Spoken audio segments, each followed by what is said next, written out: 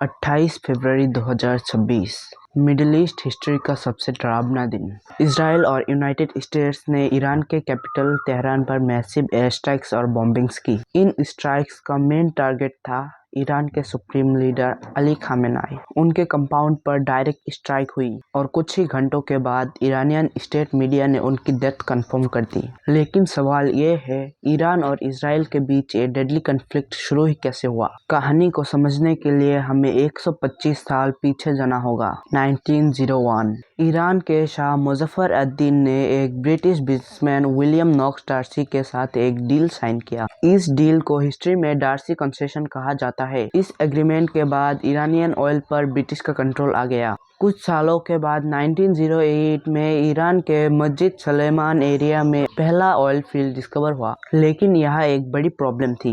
इस डील के according oil का ज्यादातर प्रॉफिट्स ब्रिटिश को जाता था, जबकि ईरान को सिर्फ छोटे फ्रेगमेंट्स में ही मिलता था। और यही से शुरू हुई ईरान की नाराजगी, एक नाराजगी जो आगे चलकर मिडिल ईस्ट के पॉलिटिक्स को हमेशा के लिए बदल देगा। कुछ सालों तक कॉन्ट्रैक्ट के मुताबिक काम चलता रहा, लेकिन 1914 में ब्रिटिश गवर्नमेंट ने कंपनी के मेजॉरिटी शेयर्स खरीद लिए। अब ईरान के ऑयल का पूरा कंट्रोल ब्रिटिश के हाथ में था। ईरान का ऑयल ब्रिटिश नेवी में यूज होने लगा, लेकिन यही चीज ईरानियन लोगों को अच्छा नहीं लगा। उन्होंने बोला, जमीन हमारा, तेल हमारा, तो हम ब्रिटिश को पैसा क्यों दे? इसी बात की वजह से ईरानियन लोगों में ब्रिटिश के लिए नफरत बढ़ता ही जा रहा था।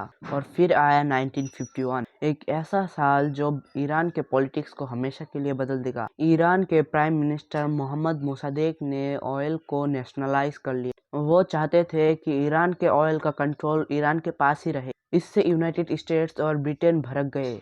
1953 में यूएस और यूके की इंटेलिजेंस ने ईरान में एक कू ऑर्गेनाइज किया ताकि उनके पपेट मोहम्मद रेजा पहलवी को रूलर बनाया जा सके। इसके पहले तक ईरान और इजराइल के रिलेशंस काफी अच्छे थे, लेकिन इसके बाद ईरान ने इजराइल और यूएस को अपना एनिमी डिक्लेयर कर दिया। 1979 के बाद से इन दोनों देशों में टेंशन्स और बढ़ने लगा। ईरान की नई इस्लामिक गवर्नमेंट ने इजराइल के खिलाफ ओपनली बोलना शुरू कर दिया। ईरान के लीडर्स बार बार ये बोलने लगे कि इजराइल की एग्जिस्टेंस ही इलीगल है। लेकिन दूसरी तरफ इजराइल को यह डर था कि ईरान मिडिल ईस्ट में अपना पावर बढ़ा रहा है। 1980s और 1990s में ईरान ने लेबनान में हिजबुल्लाह जैसे ग्रुप्स को सपोर्ट करना शुरू कर दिया। इजराइल का कहना था कि यह ग्रुप्स उनके खिलाफ अटैक्स प्लान करते थे।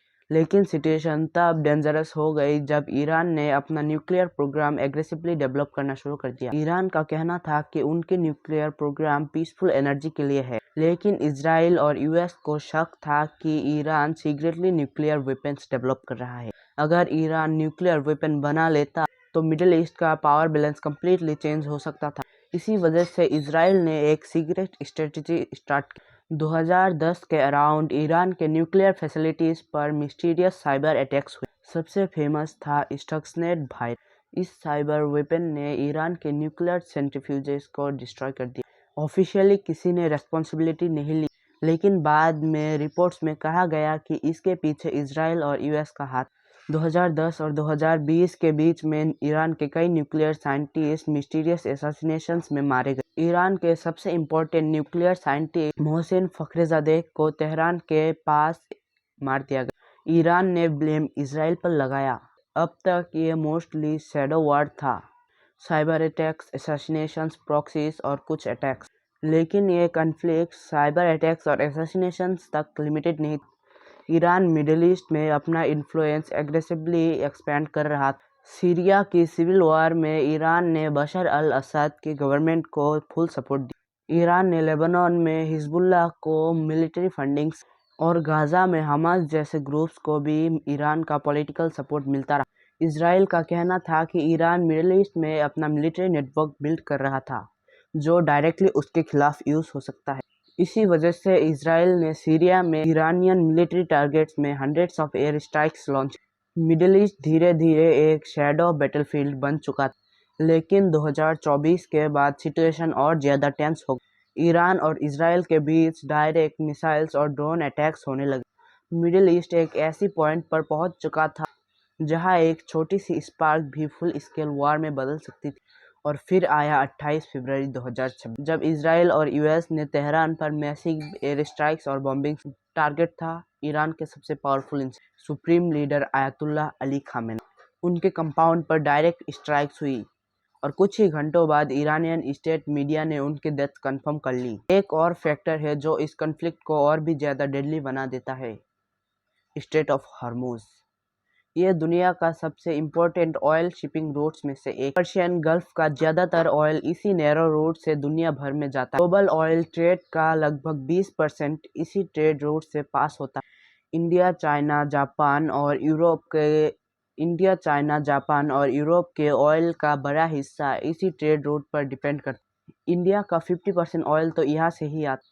अगर ये ट्रेड रूट ब्लॉक हो गया तो इंडिया में ऑयल का प्राइस आसमान छू सकता है। ईरान कई बार वार्न कर चुका है कि अगर उस पर मिलिट्री प्रेशर बढ़ा तो वो स्ट्रेट ऑफ हॉर्मुज़ को ब्लॉक कर सकता है। अगर ऐसा हुआ तो global oil prices suddenly explode कर सकते हैं, इंटरनेशनल ट्रेड डिस्टर्ब हो सकता है और कई कंट्रीज इस कॉन्फ्लिक्ट में डायरेक्ट इन्वॉल्व हो सकते हैं।